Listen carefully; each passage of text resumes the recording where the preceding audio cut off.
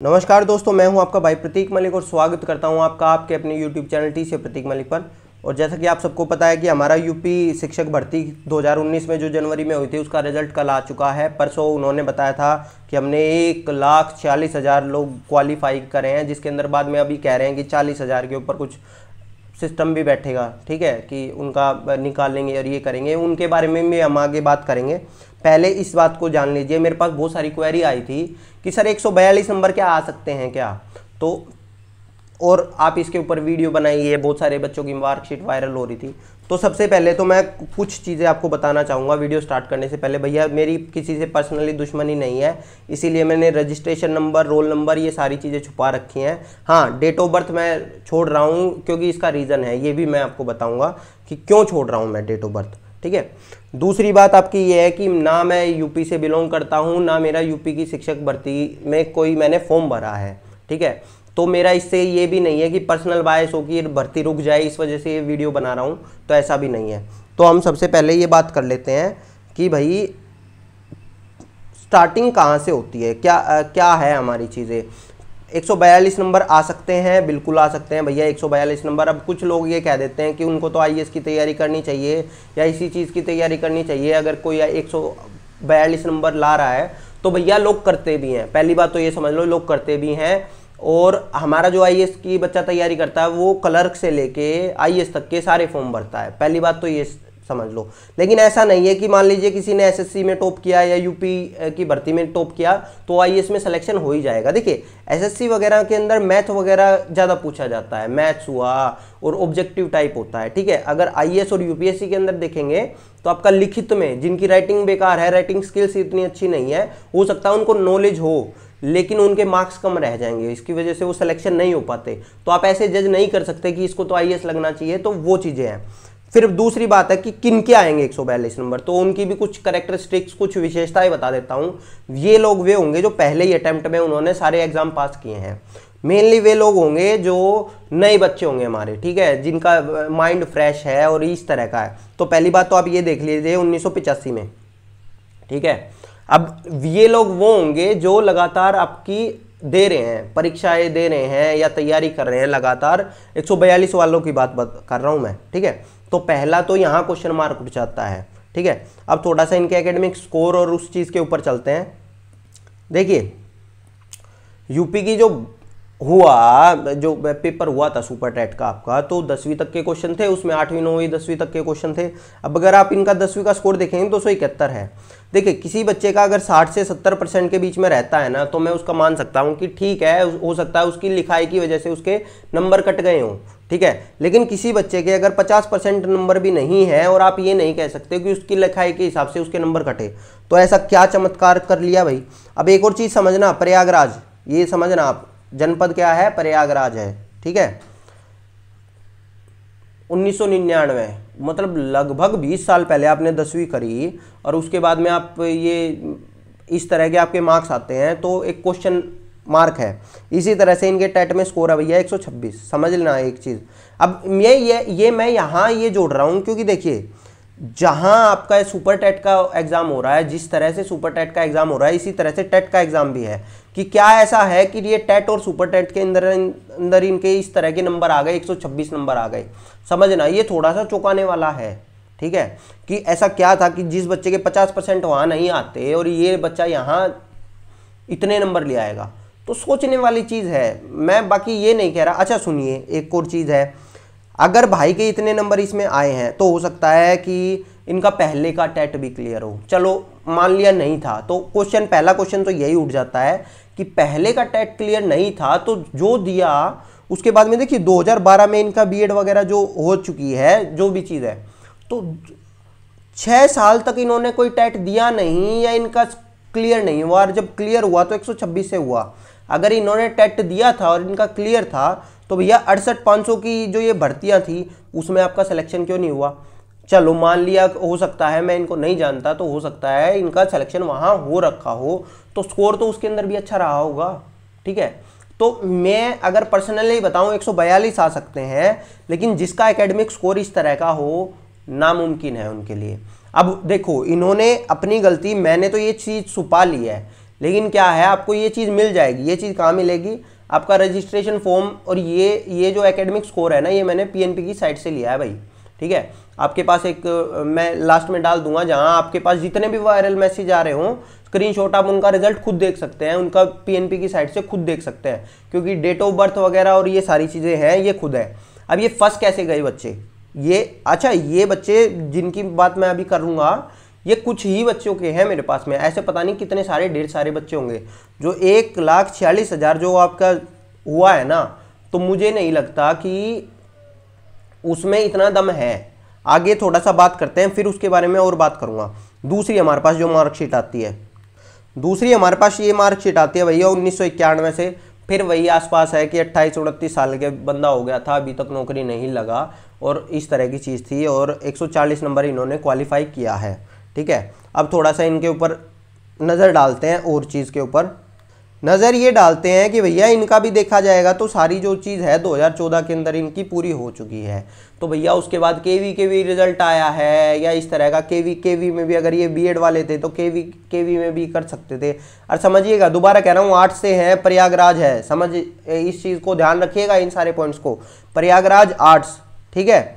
अब 127 नंबर, वही चीज़ देख लीजिए, ऐसा कौन सा च्यवनप्राश खा रहे हैं प्रयागराज वाले कि टेट और सुपर टेट के अंदर आपके 120-127 नंबर आ रहे हैं, ठीक है। और 142-144 जिसका मेन मेरिट लगेगी, हो सकता है इसकी मेरिट लगती तो इसमें भी और ज़्यादा होते, लगभग आप खुद देख लीजिए, आपको आप देख सकते हैं 63% के आसपास आपके नंबर है 10वीं के अंदर, ठीक है। तो ये भी पचने लायक चीज़ नहीं है, ये आप यहाँ से देख लीजिए, थ्योरी में इनके कितने नंबर है, प्रैक्टिकल में कितने नंबर हैं, तो आपके ऊपर है भाई ये चीज़, ठीक है। अब तीसरी मार्कशीट हम लेके आते हैं। अभी तीसरी मार्कशीट फिर आती है, डेट ऑफ बर्थ देखिएगा 1988, फिर वही वाली बात आ जाती है, ठीक है, 141। चलिए आगे चलते हैं और थोड़ा सा, चलिए इनका ये मान सकते हैं कि भैया 2016 के अंदर इन्होंने डीएलएड पास किया, ठीक है। लेकिन फिर जब स्कोर के ऊपर बात आती है तो फिर वही वाला है, 12वीं में इतना है, 10वीं के अंदर इतना है, ठीक है। आप इनके मार्क्स देख लिए, थ्योरी में चलो ठीक है, इनके सही मार्क्स है, ठीक है। तो इसके ऊपर थोड़ा सा कर सकते हैं, लेकिन ये भी वो वाले मार्क्स नहीं कह सकते आप कि 140-141 नंबर आ जाएंगे, जबकि मैं एज को मैं बहुत ज़्यादा वरीयता दे रहा हूँ इस चीज़ के अंदर, कि ऐसा नहीं है कि 88 का बंदा एकदम ये चीज़ करेगा, 30+ जो हो जाएगा, और वो इस तरह की चीज़ें एकदम हो जाएगी चीज़ें, ठीक है। बस इनका थोड़ा सा जो मेरे को ठीक चीज़ लग रही है वो ये लग रही है कि भैया 2016 में इन्होंने करी है, तो हाल फिलहाल की पढ़ी हुई है, तो हो सकता है। लेकिन अगर देखा जाएगा, वहीं अगर मैं 10वीं 12वीं जिसके कंटेंट ज़्यादा आया था वो 2003 और 2005 से आया है, ठीक है। अब देखिए हुआ क्या, हुआ ये कि इनके मार्कशीट हुई कैसे वायरल, या तो भैया ये बिल्कुल ठीक लोग हैं तो इन्होंने अपनी मार्कशीट वायरल कर दी है, या ये कहीं साइबर कैफे वगैरह पे गए देखने के लिए, वहां से इनकी मार्कशीट वायरल हो गई। और तीसरा रीजन ये होता है कि बहुत सारे हमारे कोचिंग सेंटर ऐसे होते हैं जो भैया किसी काम के नहीं होते, लेकिन वो इस तरह का रिजल्ट छाप देते हैं, समझ आ गया। तो आप ये चीज़ देख सकते हैं कि, और ये हुआ भी है, जो 2 पहले की मार्कशीट में बता रहा हूँ वो कोचिंग सेंटर ने वायरल किए कि हमारे यहाँ से पढ़ के बच्चे हुए हैं, और जबकि उनकी छानबीन की गई तो ये हुआ, एनालिसिस पूरा किया गया, तो ठीक है, तो उनकी तो कब्र उन्होंने ही खोद दी, ठीक है। तो आप ये देख सकते हैं। अब एक और जो लास्ट मेरे पास है उसके ऊपर आता हूं मैं, एक ये देखिए, ये जो मार्कशीट है ना, ये थोड़ी सी मेरे को रिलायबल लगती है जिन बंदों के बारे में मैं बात कर रहा हूँ कि 140 से 142 नंबर आ सकते हैं। रीज़न बताता हूँ, 140 नंबर है, डेट ऑफ बर्थ देखिए 1995, अभी हाल फिलहाल की पढ़ी हुई है, बिल्कुल ठीक है, पढ़ाई कर रहे थे, माइंड फ्रेश था, हो सकता है। चलिए अब आगे चलते हैं। इनका अगर एकेडमिक स्कोर भी देखेंगे तो ठीक है, मैंने वही बताया था ना, 60-65% हो सकता है कि इतनी अच्छी चीज़ें ना रही हो इनकी। कौन सी चीज़ों के बारे में बात कर रहा हूँ मैं, उन चीज़ों के बारे में, राइटिंग स्किल्स इतनी अच्छी ना रही हो जिसकी वजह से उनके मार्क्स कम आए, ठीक है भैया। थ्योरी में भी इनके ठीक ठाक नंबर हैं, सारी चीज़ों में ठीक है, ठीक है। इसी तरह से इनका जो साइंस से थी, सबसे बड़ी बात है देखिए, साइंस से थी ये, ठीक है, तो साइंस से थी। और दूसरा मेरे को ये है, जनपद कन्नौज है, ठीक है, एक अलग जनपद की, एक एरिया के ही सारे बच्चे नहीं हैं, तो हो जाता है ये चीज़, कोई दिक्कत की बात नहीं है।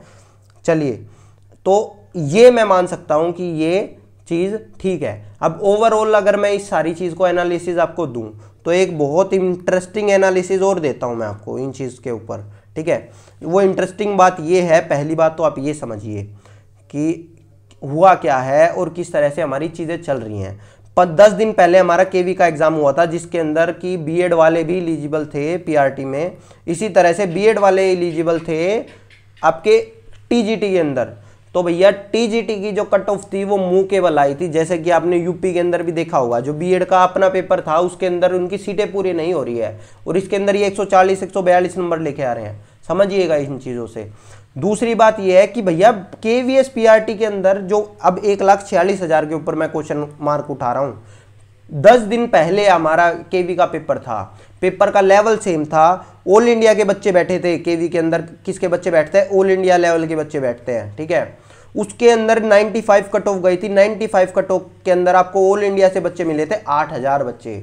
जबकि अगर मैं यूपी की बात करूं तो यूपी के अंदर आपके खाली यूपी के बच्चे बैठते हैं, ठीक है। यूपी के बच्चे बैठते हैं, उसके अंदर 1,46,000 बच्चे एकदम कहां से आ गए 97 की कट ऑफ को पूरा करने के लिए। समझिएगा इस चीज को। 97, अगर मैं 90-97 की बात कर रहा हूं तो ये देखिए, जबकि वहां एससी और एसटी की तो और नीचे गई थी 95 से, मतलब कि 80 वो 90 से और नीचे गई थी एससी एसटी की। तो अब आप देख लीजिए, आपको आप खुद समझदार है, 8,000 से 1,46,000 बच्चे बने कैसे हैं ये, ठीक है। तो अगर किन्हीं बच्चों का, अच्छा मेरे पास ऐसे बच्चे भी हैं जिनका इस 8,000 में सिलेक्शन हुआ था और बढ़िया यूपीएससी की तैयारी कर रहे हैं वो बच्चे, और उनका स्कोर कितना आ रहा है? 118 120, ठीक है। ठीक है, हाँ, इतना स्कोर अच्छे बच्चे का अगर सही तैयारी करेगा और गलती वगैरह हो जाएंगी तो आ सकता है 130 तक आ सकता है। मैं कह रहा हूँ इक्का दुक्का बच्चों का 140 तक भी पहुंच सकता है। लेकिन ये वो बच्चे होंगे जिनका केवी में भी सिलेक्शन हो जाएगा, जिनका कम से कम हर टीचिंग एग्जाम में सिलेक्शन हो जाएगा। मैं यहाँ एसएससी और रेलवे की बात नहीं कर रहा। एसएससी और रेलवे में अलग तरह का पेपर आता है, लेकिन टीचिंग एग्जाम में अलग तरह का पेपर आता है, और कहीं ना कहीं ये देखा जाएगा तो ये बहुत बड़ा क्वेश्चन मार्क है। और ये मेरे हिसाब से अब आप पूछेंगे मुझसे तो कहीं ना कहीं कुछ ना कुछ झोल हुआ है, और ये भर्ती 2-3 रीजन और हैं कि किस तरह से ये फंसेंगी, हर हालत में ये फंसेंगी मेरे हिसाब से पूरी। देखिए अब क्या हुआ है, देखिए यूपी गवर्नमेंट की जिद भी है, ठीक है, तो वो इनको जल्दी से जल्दी भर्ती करने पे भी करेंगी, लेकिन उनको ये भी देखना चाहिए कि भैया रिजल्ट किस तरह का आ रहा है, क्या है। अब वो तो अपनी जिद के ऊपर कि हम तो 4 दिन में 5 दिन में बांट देंगे लेटर और ये कर देंगे, और जिन बच्चों के नंबर 107 110 के आसपास है ना, तो वो भी निश्चिंत ना हो। ये तो हमारे पास कुछ ही आई हैं मार्कशीट निकल के, ऐसी मार्कशीट और पता नहीं कितनी होंगी जिनको जो लोग छुपाए बैठे हैं, दबाए बैठे हैं, क्योंकि 1,46,000 बहुत लोग होते हैं भाई, बहुत ज़्यादा होते हैं। आप आसानी से इन चीज़ों को पकड़ नहीं सकते। तो मैं था आपका भाई प्रतीक मलिक। अगर आपको ये वीडियो पसंद आई हो तो लाइक करें, अपने दोस्तों के साथ शेयर कर दें और हमारे चैनल को सब्सक्राइब कर दें अगर आप पहली बार हमारे चैनल को देख रहे थे। धन्यवाद दोस्तों।